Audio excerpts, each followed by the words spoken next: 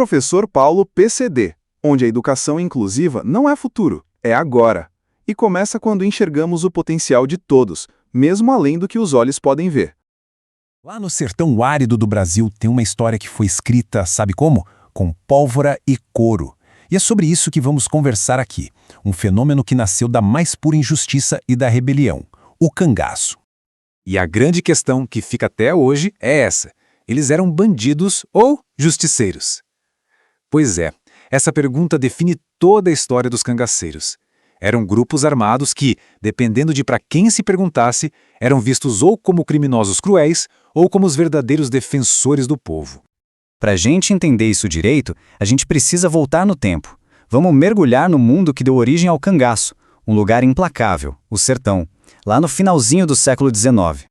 Pensem só no cenário. O Brasil estava passando por umas mudanças gigantescas. A escravidão tinha acabado de ser abolida, a República foi proclamada, mas lá longe no Nordeste, a realidade era outra. Aquilo virou um vácuo de poder, dominado pelos coronéis, os grandes donos de terra, e ainda por cima castigado por uma seca terrível. A sociedade, então, era dividida de um jeito brutal. De um lado, os coronéis, com toda a terra, todo o poder, mandando e desmandando. Do outro, o povo sofrendo com a seca, com a miséria e completamente esquecido pelo governo. E aí, quando não existe justiça oficial, o que acontece? As pessoas buscam fazer justiça com as próprias mãos. Foi daí que nasceu a figura do cangaceiro.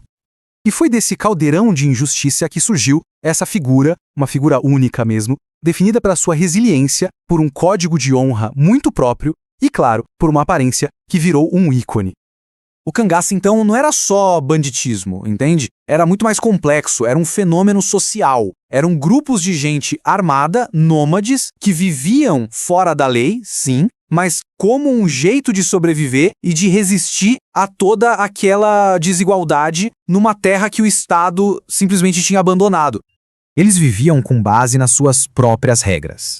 Mas o que realmente definia a identidade deles, o que os tornava quem eles eram, ia muito além do código de honra. Estava no material que eles carregavam, na armadura que eles vestiam.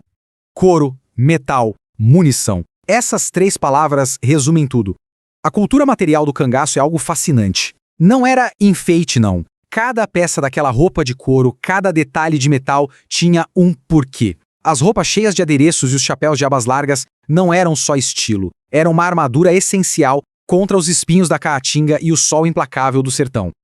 Agora vamos ver como esse movimento ganhou rostos, como foi personificado por figuras que se tornaram verdadeiras lendas vivas, temidas e admiradas por todo o sertão. E quando a gente fala de cangaço, dois nomes vêm na cabeça na hora. Lampião, o rei do cangaço, e sua companheira, Maria Bonita.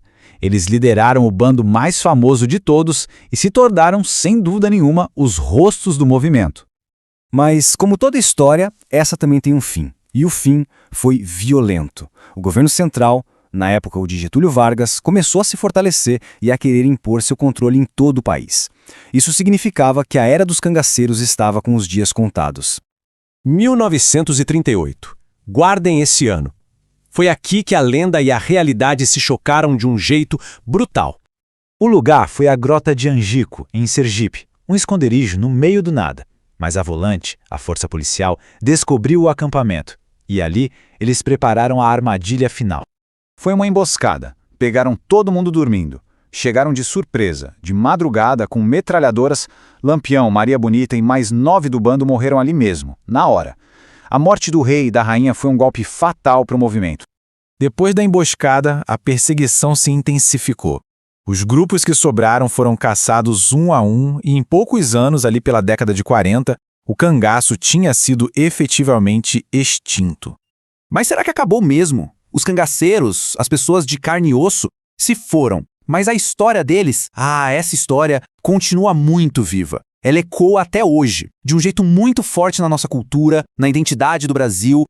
O cangaço virou um ícone cultural. Está na literatura de cordel, no cinema, na música. Virou um símbolo da resistência do povo sertanejo. E também uma crítica social muito forte, que joga na nossa cara a desigualdade e o abandono que o Nordeste sofreu. É uma herança complexa, que mistura violência com uma certa luta por justiça. No fim, o cangaço deixou de ser só um fato histórico para virar um mito nacional poderoso.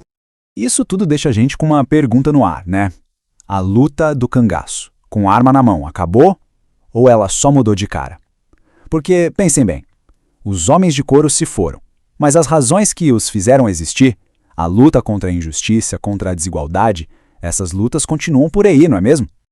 Professor Paulo PCD, onde a educação inclusiva não é futuro, é agora.